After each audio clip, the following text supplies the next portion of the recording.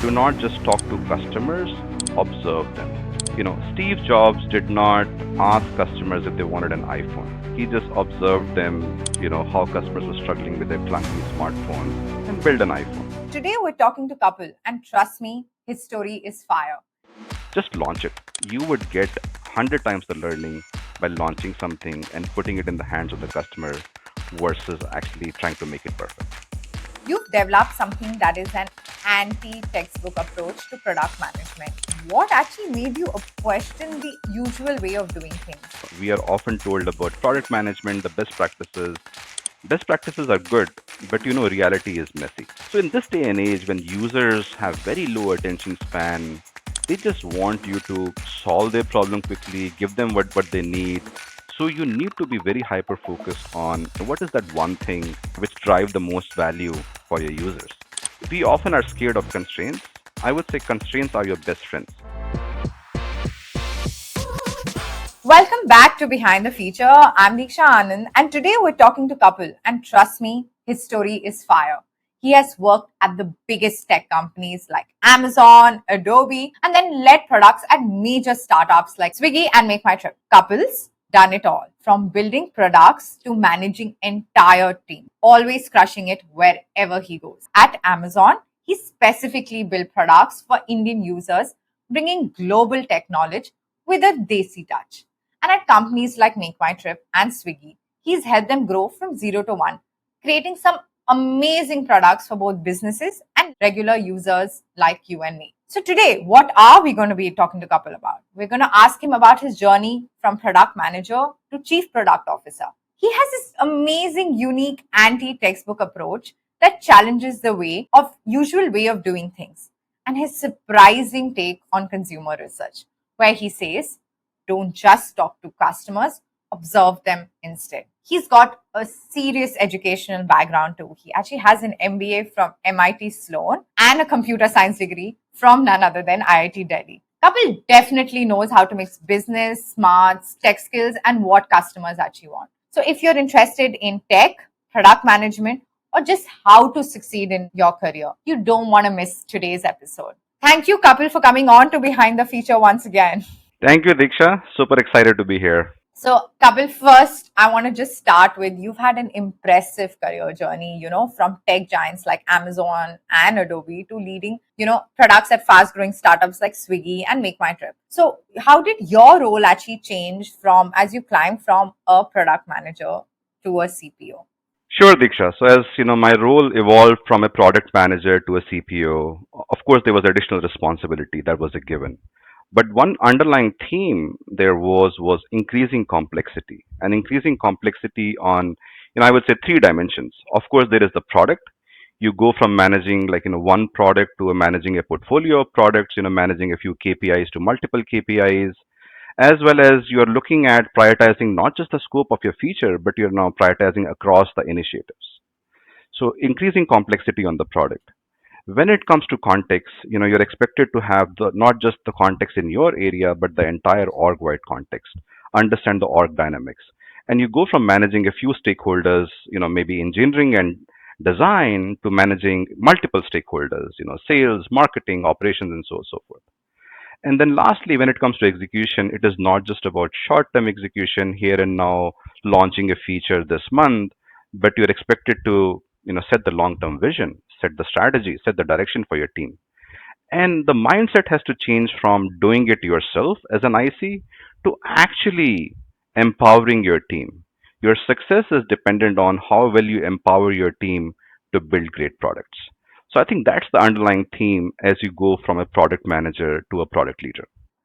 Kapil, this is definitely interesting. This one particular aspect where you said, it's execution, right? Like where you're actually going in from the IC mindset to actually managing a team. If I had to ask you, what were the three skills that you had to develop, when you had to become suddenly a manager? What were those and how hard was it for you to inculcate those? So I would say one, of course, is changing your mindset. It's not just about you doing and launching the features, but actually how do you enable and empower your team to build successful products? That was one. The second one was ensuring that whatever you're doing, because you are responsible for setting the direction, the strategy for the team, so ensuring what you are doing is in alignment with the overall business goals and business context, which is not something you would be doing if you're an IC in your own silo. And the third thing I would say is, I think being able to work with different types of teams, not just engineering and design, and talking in their language, whether you're working with sales, operations, marketing, because a big part of it is how do you inspire and rally the teams behind you without really any reporting authority that you have on them. So it's also about being able to talk in different teams' language and inspiring them on the vision and the strategy that you actually have put forth. You've developed something that is an anti textbook approach to product management. So, my first question to you is what actually made you question the usual way of doing things that everyone does? We are often told about product management, the best practices. Best practices are good, but reality is messy, right? And so there are certain nuances which make these things work or not work in the real world. And that's why I just want to bring them together into sort of one cohesive approach, if I can call it, in terms of what are some of the unconventional approaches of doing product management and building successful products. And this is what I'm calling the anti textbook approach for product management, if you will.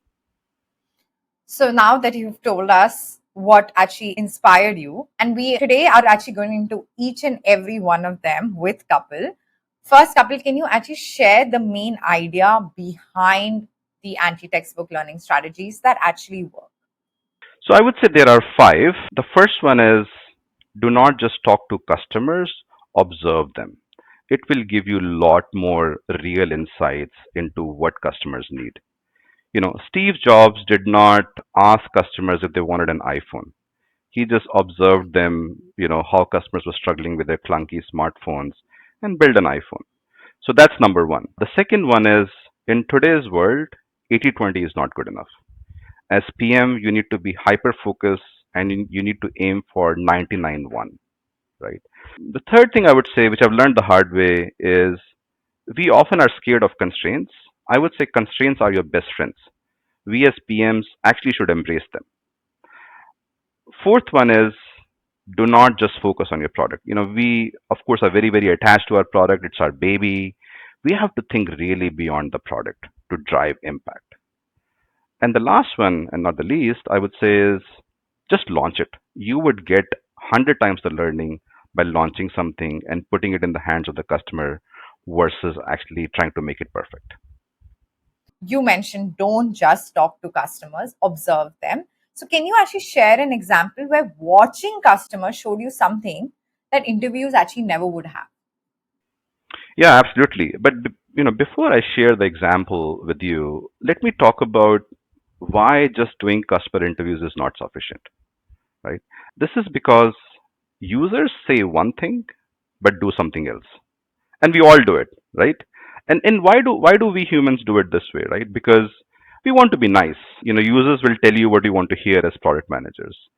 So it's very, very important to get to the real insight. You have to observe them, using your product.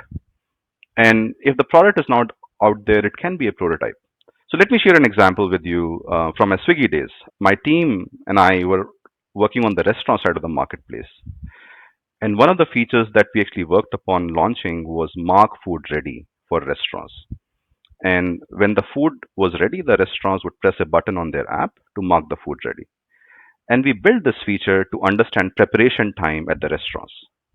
And there were a lot of benefits of understanding preparation time. We could do just in time delivery rider assignment to reduce delivery costs.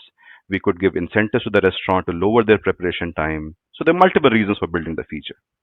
Now, when we actually visited the restaurants, during their peak order times, and when you saw them how they were using the app and using the feature, what we saw was the staff at the restaurant was pressing this button, mark food ready, few minutes before the order was actually ready. And we saw this pattern across many restaurants.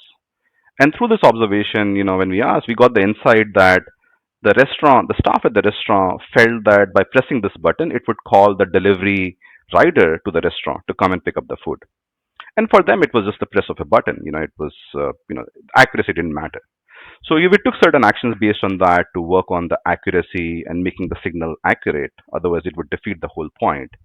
But taking a step back, I think we got this insight because we observed our users using the product in real life, in a real life scenario, which we may not have gotten if we had simply asked them, hey, are you using this feature?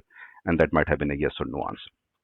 Just when it comes to observing customers, we all have different segments of customers, right? Like you have your power users, you have your, people who do not interact with your product that much. Is there a particular cohort or segment that you recommend to only focus on? And maybe I guess this is going to go to your 99.1 particular thing, but I just wanted to check if you have any recommendation. So, I mean, it's always good to focus on your core TG and, make sure that you are actually getting these insights based on that core TG. Now, you might have multiple user segments as well, and then, you want to ensure that you actually, in your sample, you have multiple users. For example, if you're building B2B products for enterprises and small and medium businesses, you want to have both kinds of customers in your sample. So it really depends on who your TG is, who is your core TG, and make sure that you have those customers, in your sample as you are gathering these observations. And how did this actual approach of watch first and then ask later change the way your teams have started building products? Based on this, I've made this mandatory to make sure that we have our customers use the product as one more form of gathering insights. Now, for the new features that we're developing, at least the key features, we make sure that we do a usability study before the product is ready, developing a prototype, in Figma, putting it in the hands of the users, and doing those usability studies is a great way to catch these things even before you launch the product. Post launch, it's about going out there in the market and, like I said, seeing things in action, seeing your users, use the product. And I would say, like, this process is a nice complement to looking at analytics and metrics because metrics tell you what is actually happening. This process of observing customers tell you why this is happening. So I think we should do both when it comes to post launch, not just looking at the data, but also actually understanding the why behind the data. And this could be an interesting way of understanding the why. The next principle that I want to go to is actually the one that I'm most intrigued about. I personally at Google, when I work, I tend to see the 80-20 rule work extremely well, very honestly. But you're someone who's advocating for moving beyond the 80-20 rule to the 99-1 rule. And I would love to hear first the story behind this. What was this moment when you realized that 80-20 wasn't enough? So in this day and age, when users have very low attention span, they just want you to solve their problem quickly, give them what they need, and this time to value, time to that aha moment when users see the value in your product is becoming shorter and shorter, right? So you need to be very hyper focused on really understanding, what is that one thing or maybe a few things, which drive the most value for your users, right? And so that's why this is important. If I were to pick one example, I would say, when I was working at Adobe, the product, that I was managing was called Adobe FrameMaker, enterprise product used by technical writers at these companies to create and publish technical content. So authoring and publishing solution, desktop software. And when we were releasing the new version of the product, we had made a lot of investments in few key areas, which was driving a lot of growth in the industry. For example, migration to structured authoring, being able to publish to multiple devices, how do we help customers reduce their translation costs, and so on and so forth. Now, one of the largest customers that we had for FrameMaker, for them, I mean, all of this was good, but what really mattered to them and what drove the upgrade to them was a very simple feature. That one thing was having line numbers in the FrameMaker document, right? And why this was important was because their writers would do reviews with tens of subject matter experts, and having line numbers, really helped them get the feedback, get the comments from these subject matter experts, and make that entire review process, very seamless and very easy. And so, what was surprising was all the other big areas of product investment was not the thing. The thing that created the most value for this customer was that one killer feature, which is actually having line numbers in the document, right? So, as PMs, I think we just need to, and it's not easy. right? But we need to always be focused on understanding that one thing or a few things which customers care about is driving the most value for them, and then really obsess over it, double down on it, and make it as frictionless, as seamless as possible. So when you say 99.1, do you mean that that one thing can contribute to 99% of your features? So I'm using it as a conceptual thing. What I mean is 1% of your features or 1% of your workflows, if it's a B2B product, can drive like 99% of the value in a way. And so it's very, very important to be very focused on identifying what is that 1%. Now, it doesn't have to be just one feature. It can be like a small part of the product. What is the subset of the product which the customers use the most and drives the most value for them?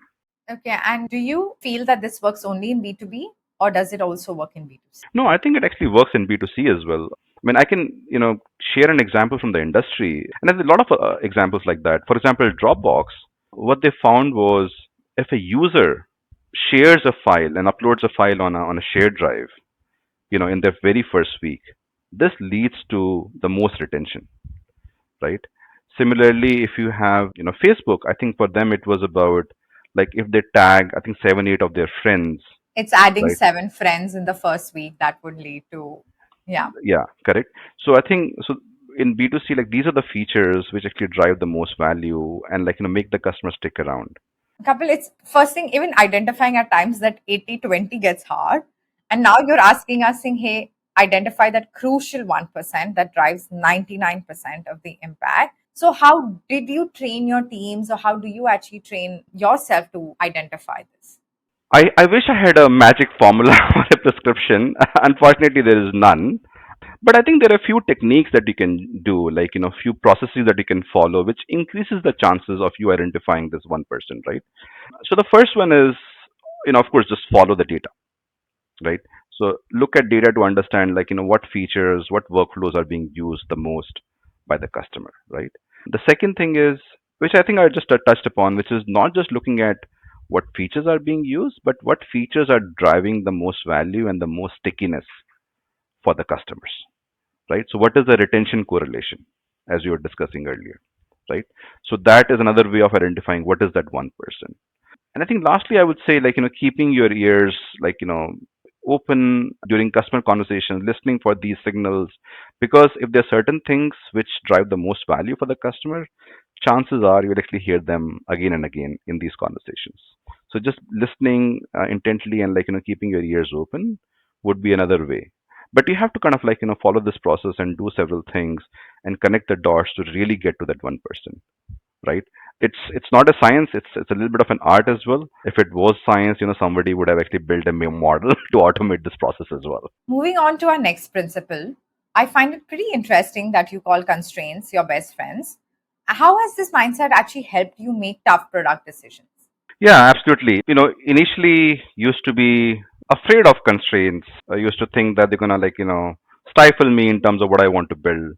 But over time, what I have learned is constraints are actually my best friend because they actually help me stay hyper focused and drive real product innovation. Anyone can, like, play tennis without a net. And constraints are the things which actually result in some of the best products and businesses being built. For example, Airbnb launched during the 2008 financial crisis, and that's when, like, people were looking to generate additional income. To take an example from my own experience, when I joined Namshi, which is a fashion and lifestyle e-commerce company based in Dubai, think of Namshi as the Myntra of Middle East, right? So the owner of Namshi, the company which owned Namshi, decided to sell the company, and as a result, there was not a whole lot of investment in the company. There was a lot of attrition at one stage. Like, we were left with a product team of, like, 2 to 3 people only, and not a lot of budgets in terms of hiring and so on and so forth. Now, in this very constrained environment, what really helped was we had to be very, very hyper focused on one thing and one thing only. And through this hyper focus, we were able to drive as a team lot of impact, which we might not have otherwise been able to do if we actually had, like, unlimited resources, for example. So, we started with, in terms of our product roadmap and strategy, we started with First of all, how do we actually remove defects in the customer experience? And looking at the biggest detractors when it comes to NPS, looking at things like return and refund experience and delivery timeline communication experience. That's the first thing that we focused on. Our goal was to remove bad customer experience drivers. The second thing that we focused on is how do we actually make the shopping experience very seamless? And that's where we actually focused on, again, the features which drove the most value. Things like size and fit and getting size chart uploaded. Things like ratings and reviews, things like usability and filters. These were the things which customers use the most, and that's what we focused on. And only after that, we moved on to other things like product led growth. Our customers were mostly young Middle East customers, so we focused a lot on affordability and helping them, like, discover and express themselves when it comes to fashion. And then we focused on other things like, improving profitability. So the step by step approach, which constraints actually, like, led us to, was very, very important in having a very focused roadmap and driving impact for the company. Kapil, do you feel now, because for someone who's after that also worked in Make My Trip, Swiggy, where it was not necessarily constraint driven, do you put your team under constraints or how do you keep this mindset? Yeah, that's a good question. I think sometimes it's good to artificially impose constraints that, we don't have like a team of like, 30 developers, or we're not going to have a time of like, 6 months to launch this feature. How do we actually like, build something which solves a real problem with fewer resources, launch it faster, and get learnings faster? So just having that mindset and asking that question to ourselves, even if we do not, have those constraints, actually I think drives a lot of innovation and thinking in the right direction. Do you feel like this is somewhere also tying into the way you prioritize your product roadmap? Do you think this is one of the ways in which you do a better job at prioritizing, or do you have some hacks and tips for us? So definitely this actually helps you, like I said, be hyper focused and really focusing on the things that matter, right? But there, of course, there are other ways of prioritizing the roadmap. Looking at things like, is this feature or project really aligned to the long-term vision that I have set for the product? Looking at the impact versus effort trade-offs, those things. Looking at having a balanced roadmap, which is, you're doing some incremental things, you're also taking some big bets, as well as like, doing trying out some new experiments as well. So having that balanced roadmap is very important. So a lot of other things also go into prioritization, not just, I would say, constraints and like, we can do only one thing at a time. But this is definitely a factor which can help you become more laser focused in your approach.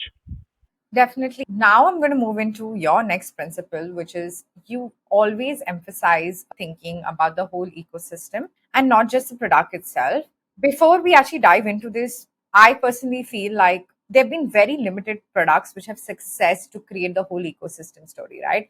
There have been products like Phone Pay, Paytm. I mean, to some extent, the fintech apps have tried to develop like a more well-rounded ecosystem. But if I have to, and even now that Swiggy has also started, or Zomato has also started saying, hey, how can I actually move beyond just food delivery into more and like cover it? So, one, why do you think this is important before we dive into the examples?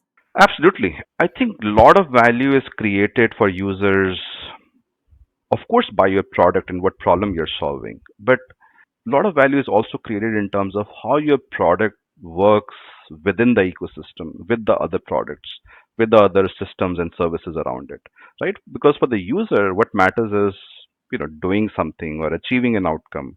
They don't really care about whether it is one product or a set of products working well together help them achieve that. So that's why I think that is very, very important.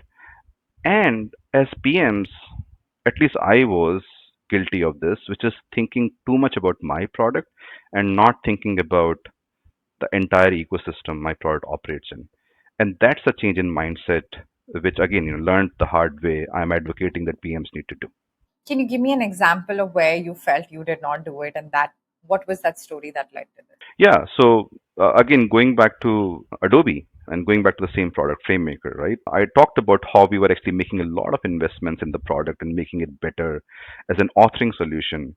But I think through the customer conversations and through our research, what we realized was, FrameMaker is never really used in isolation. it is always used in an ecosystem. And let me just give you two examples of how that was the case. One was collaboration, a writer working on the document with other writers or engineers to get the reviews and comments and collaboration. So that's where we ensured that FrameMaker actually worked well with the various content management systems. So it made it very easy for writers to collaborate with others. And we Right. integrated with a lot of content management systems. We made it very easy for a CMS to integrate with FrameMaker, and that unlocked a lot of value. Similarly, having a PDF based review where you could just publish a PDF and somebody can annotate the PDF and you could import the comments back into your original source document also unlocked a lot of value. So, thinking about how FrameMaker is used in this collaboration workflow with other products really drove a lot of value for the customers and, of course, for us as Adobe. The second example over here is thinking about the publishing aspect. So at that time, smartphones were actually coming into the fold, and the requirement was not just being able to publish to PDF. And so we made sure that from an ecosystem perspective, we as a tool, as a software, lets users publish and work with multiple devices. And having that single source, multi-channel publishing, multi-device publishing capability also really unlocked a lot of growth for the product as well. So these are examples where thinking outside the product, thinking how it is being used as part of a workflow with other products and systems really drove, I think, like insight for us as well as growth for the product. Would you also like to share something from your Amazon days with us? Yeah, I think the other sort of thing I would say is thinking beyond the product is one is ecosystem. The other one is I think we as PMs often think about like launching a product, launching a feature. And I think the conversation is shifting more and more to not just outputs in terms of launching features and products, but outcome and impact and what business and customer impact you have driven, right? And at Amazon, I worked on launching the Amazon B2B marketplace where our customers were businesses who were buying for their business procurement, right? So same value proposition that Amazon provides to consumers, selection, pricing, convenience, but in a very tailored business buying experience. Now, we all are familiar with the Amazon flywheel, right? You start with having a good selection, lot of products and assortment, which results in good customer experience. Good customer experience leads to more customers.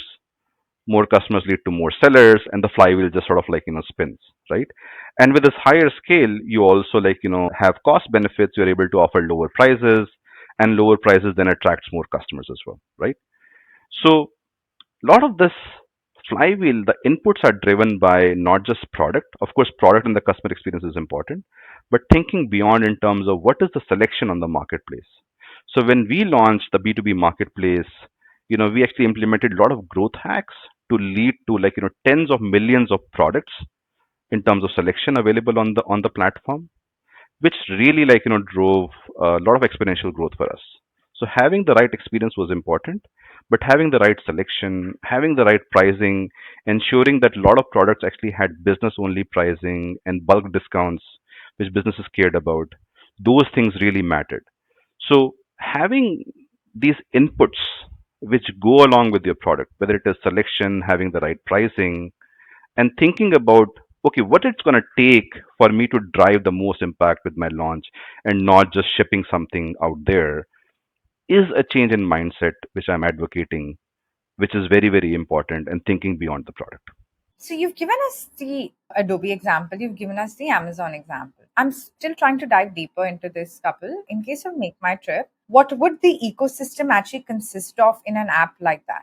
So in case of travel, the ecosystem is, not just, for example, if you're booking travel, it's not just your flight booking. It is about helping the customers book hotels, book taxi from the airport, book local experiences. If you're traveling, internationally, having visa services and forex services. And Make My Trip as a company also had as a super app, a travel super app, a lot of these other services as well. So if I'm a PM in one vertical, and now why should I as a PM care about hotel bookings? Or is that what you're trying to drive? Saying, hey, have that mindset saying don't just look at your vertical, but look beyond that vertical. Yeah, absolutely. And I think that's where goals and incentives really come into the picture. So if you are a PM working in the flight division, your goal is not just to drive flight bookings, which it is, and drive higher conversion, but also to look at the overall GMV, right? And if the customer is able to not just book, a flight, but they are able to book their end-to-end travel on the same platform, this will also result in more stickiness for the customer. They see more value. So having goals which are aligned towards, PMs thinking not beyond their business unit, beyond their product, and thinking about other product lines as well. And how do we actually cross sell, and how do we actually help customers discover these services is actually very, very critical. And that's how we actually encourage PMs to think beyond their business unit as well. This is definitely very important, especially when we all work in such complex organizations with so many PMs working on so many different products. We've come to the last principle, Kapil, which is the principle of just launch it. I personally love just experiment, and that's how I do it. But you've mentioned very clearly just launch it. But some product leaders might find this really scary, right? So, how do you actually balance this rapid launch approach with maintaining the product quality? Yeah, good question. It's like a trade-off, right? And I think there you have to think about, are you launching a new product, or are you launching a feature for a product which is already at scale? If you're launching a new product, for example, I launched a new product in terms of Amazon B2B marketplace and also some new products at Swiggy. It's about taking the MVP approach, thinking about what is that one problem that I want to solve, building an MVP. An MVP does not mean like always scrappy product. It could be like, you're solving one problem and solving it well, which lets you get good feedback from your target users. So taking an MVP approach, giving it to a few users, getting that feedback, and going through that process of iteration and getting product market fit is actually one way of ensuring that you do it in a controlled environment. On the other hand, if you're actually launching a feature for a product which is already at scale, for example, food delivery in Swiggy, even one small change can actually impact, and things can go wrong. And that's where you have to, and the approach could be you do a gradual rollout where you launch the feature, you release it to only 1% of the population, 1% of the user base, or it could be a specific geo, a specific city or a country that you launch in. Get the learnings before you gradually increase the percentage from 1% to 10% to 100%, right? So those are ways in which you can do it in a controlled risk environment, but still try out new things and launch it sooner versus waiting too long. I think if you're not embarrassed by the first version of the product that you put out there, you probably have waited too long, right?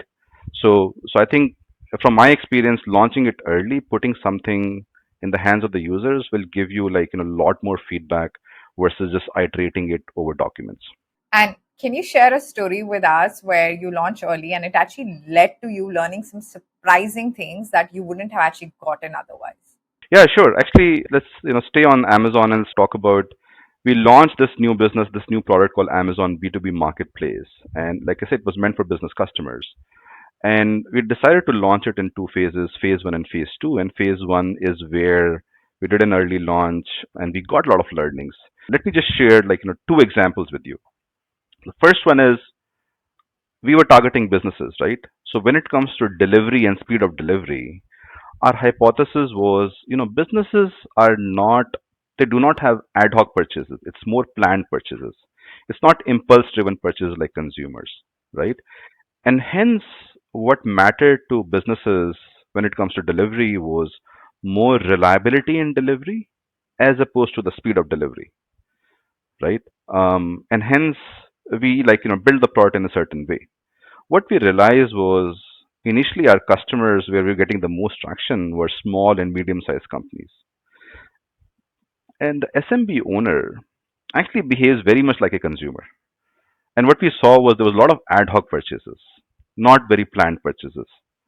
So I ran out of printer cartridge. I need something, today, or I do not have kitchen supplies, so I need it tomorrow.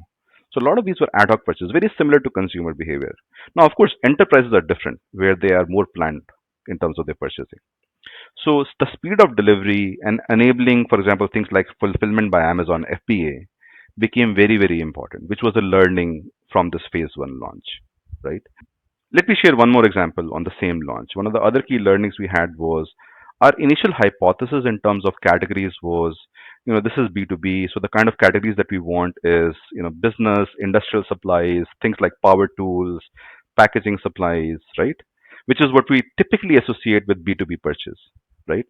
And after launching it, what we saw, the traction, the categories where we were getting the most traction were things like more what I call horizontal categories, personal computers, electronics, office supplies, which businesses of all types needed, right? So that's that's where we were getting the most impressions, the most GMV, and this was very counterintuitive, very different to like the initial hypothesis that we had in terms of what kind of products and categories businesses would be interested in. So I think that by launching it early, we were able to get these insights. And when we launched phase two, we were more clear about where we want to double down, focus on, which is something we probably got by launching early and having something which customers could use. Thank you so much, Kapil. I think all of these principles and the way that you've actually very simply put it down for us is super helpful. I want to ask you of all the lessons that you have learned from observing customers to embracing constraints, which one do you think is the most crucial for the next generation of product leaders? It's hard to pick one. I think all of them are actually important. But if you really force me to pick one, I would say thinking beyond the product and thinking impact first would be the most important. The reason I say that is I think a lot of the busy work, the tactical work that we are doing as PMs, whether it is creating PRDs, doing analytics, these are being like, you can use AI tools to do that, right? So a lot of the busy work is being taken away. And I think going forward, PMs would be actually evaluated and assessed more on the impact that they create, more on the outcomes they generate, versus how many features they ship or how many PRDs they created. So I think thinking impact, thinking outcome, and thinking beyond the product is going to be very, very important. So, what we're going to do now is we're going to actually switch gears for a quick rapid fire round, couple. So, what was the most overrated product management framework according to you? I would say it's a prioritization framework called Moscow.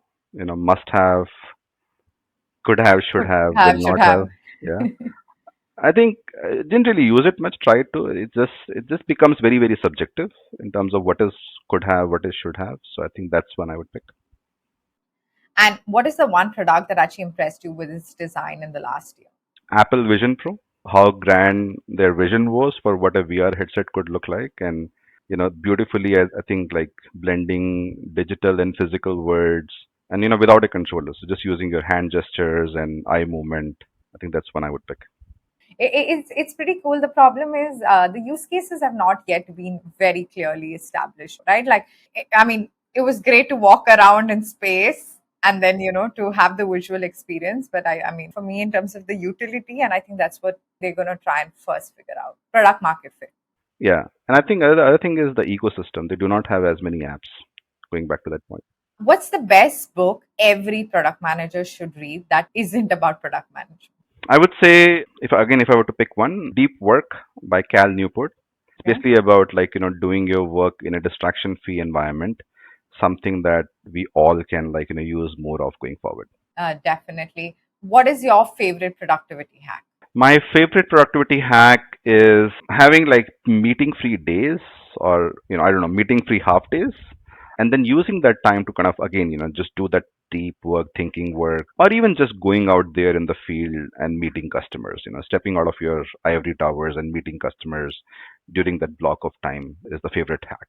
What is the biggest mistake you made as a PM that actually taught you something valuable? I would say a lot of them, but to pick one, I would say not saying no enough and trying to please everyone. It resulted in, I think, a mishmash kind of like roadmap and like, features from different stakeholders. So that's the one that I would pick. The product you're most proud of shipping in your career. I would say Amazon B2B marketplace. Wow, interesting. Complete this sentence. The future of product management is. The future of product management is AI powered, right? AI powered, AI assisted, but I think still like guided by human creativity and human judgment. Okay, and what is that one piece of advice for PMs who are looking to become product leaders?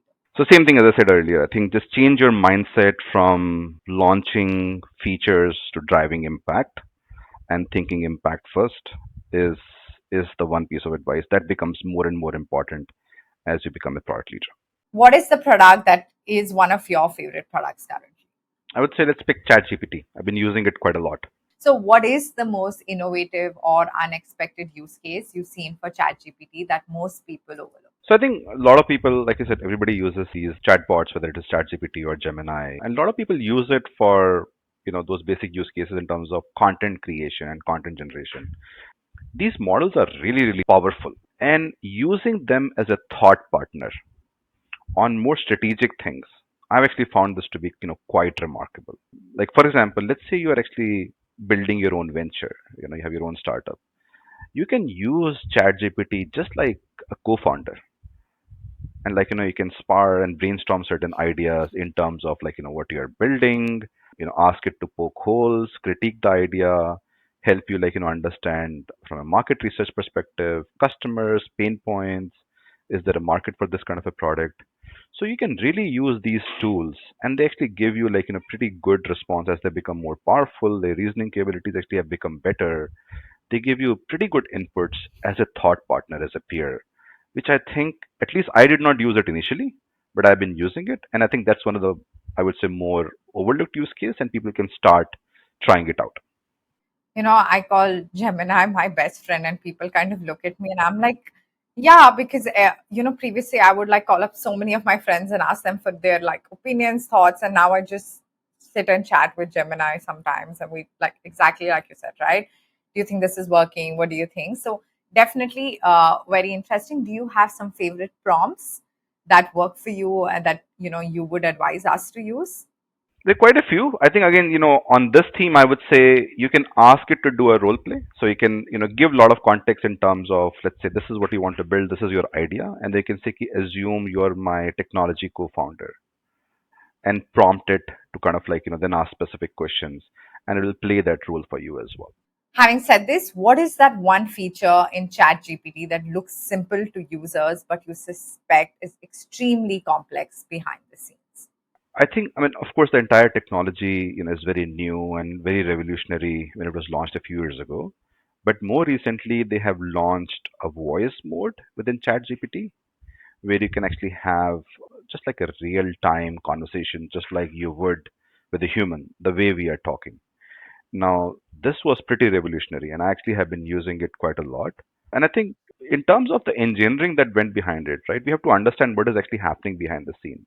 So when you activate the voice mode and you're having a chat with the assistant, I think there are three steps. One is it takes your voice input and understands what you're saying and probably converts that to text. And it has to understand, we talk differently, different accents, different speeds, filler words. So it has to understand all of that, and then the second step is take that and generate a good response, coherent response. Using these large language models, probably initially they were not designed to actually have a human real life conversation, right? So that was the second sort of engineering challenge. And the third step then is to take that output and translate that or transform that into a human voice, which does not sound robotic. It's almost like when you're having a conversation with a real human, right? And remember that GPT or any other large language models, the way they work is they generate one word at a time. And but when it comes to having a conversation, the person who's having a conversation would not wait for, I don't know, 10 seconds for the entire response to be generated. There'll be radio silence, right? So in a voice mode scenario, the GPT needs to start speaking even before the entire response is generated. So that would be the other engineering challenge. So I think at each of these three steps, there are a lot of challenges which is the OpenAI engineering team actually had to overcome, and to do that in a manner where it feels like you're having a live, live conversation with a almost like a human is quite an engineering miracle. And what do you see as the biggest untapped opportunity for ChatGPT that they haven't fully explored yet?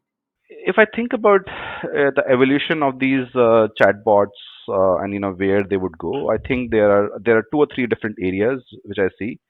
One is the evolution going from like a chatbot which can actually answer your queries in a reactive manner to a more proactive assistant. And what I mean by that is it's always there, it's always on. And just like you would actually ask your assistant, or the assistant might remind you of certain things, it's going to do that. So it's going to become more proactive versus a reactive where it answers the question that you ask. Now, for example, let's say you're traveling and you have a flight to catch. It would remind you the day before to do a web check-in, or it might do the web check-in for you with the AI agents that we're talking about these days. On the day of the travel, it might ask you to, or it might say you might want to leave 30 minutes early because there is congestion on the road. At the airport, it might tell you about a gate change. It might offer to book a cab for you at the destination, right? So it's going to become more proactive. It's going to become more like a assistant versus a bot where you can ask a question and you get a response. So I think that's sort of one evolution that I see. So you're saying it'll move more and more towards the agentic AI workflows that this year is what everyone's been talking about. That, and also like knowing you, knowing your context, and nudging you and helping you in a more proactive manner is, I mean, just imagine if you actually had a personal assistant, he or she might actually call you to say that, hey, it's time to leave for the airport, or hey, there's a delay, in the flight, and so on and so forth, right? So that's what it's going to do more proactively versus you going there and typing and getting a response. I was at ISB and then we were having this whole Bobby Rao, who's the Microsoft, chief, I think, digital strategy head and super senior. He said these are going to be like companions for all of us. So each of us will have our own companion through, and all of our companions will be different, which is more customized to us. So I see that that's what you're saying. I feel like more and more people are going to say ChatGPT is like their favorite product. If, and usually when you say these in interviews, the next question that comes from the person interviewing is saying is, if you had to redesign the core experience, what's the one thing you would change and why? So I'm going to ask this to you also, Kapil. What was the one thing that you would change and why? I think so. I have like a very tactical thing and more of a long term thing. Tactically, I use ChatGPT a lot. Again, in the form of an assistant. I ask it to like create to do lists for me, shopping lists for me. One of the tactical things I change, and my pain point is once that list is created, I have to go and copy that list and bring it somewhere else, right? I would really like it if it like, just at the end of it just sends me the list, or uploads it to Google Drive or whatever, right? So that's one tactical thing. More of a long term thing, I think similar to what you were saying, which is how does it become more of a companion and really understands you? And that's where like, things like understanding the emotional side of it, what you're going through. Are you currently stressed? Are you getting frustrated? Detecting tone in your voice more than just the words you're speaking. I think that's where it will become even more powerful, where it becomes like a companion who actually understands the current state of mind for you. It can even integrate with like wearable devices, for example, your watches, which help detect like certain things, parameters, and it can use those signals to even personalize the response and act more as a companion and have more empathy in terms of like who what the person is going through. So I think that's more of the long term evolution. And we all have seen the movie Her, right? So Hollywood actually has a knack of like, being very accurate when it comes to like, where things are actually headed. And I think that's where we are actually headed with this as well. Is there one thing that worries you about these new Gen AI tools, especially for the younger generation? Yeah, good question. I have kids. I have two kids. One of the things that worries me is, will it lead to more loneliness and isolation and less human connection and contact, right? So technology always, has two sides, cuts both ways. It's a great tool, but if that's what you're using and then you're not, interacting with your friends and going down and playing with them, that human touch could become less and less. And that's the one thing that actually worries me, especially for the next generation. Kapil, thank you so much for sharing these insights. These have been super interesting, super intriguing. It's always interesting to see how people are taking AI and what do they think it's evolving, where do they think. I love the voice use case where you use your to-do list while you're cycling. I've not done this, so I'm definitely going to start trying to do this because I think I'm keeping it all in my head now. So yes, thank you so much. Thank you so much, Kapil, for coming on to Behind the Feature. And it was great having you here. I can't wait to have you next time. And hopefully, it won't take so long. Absolutely. Thanks for having me, Diksha.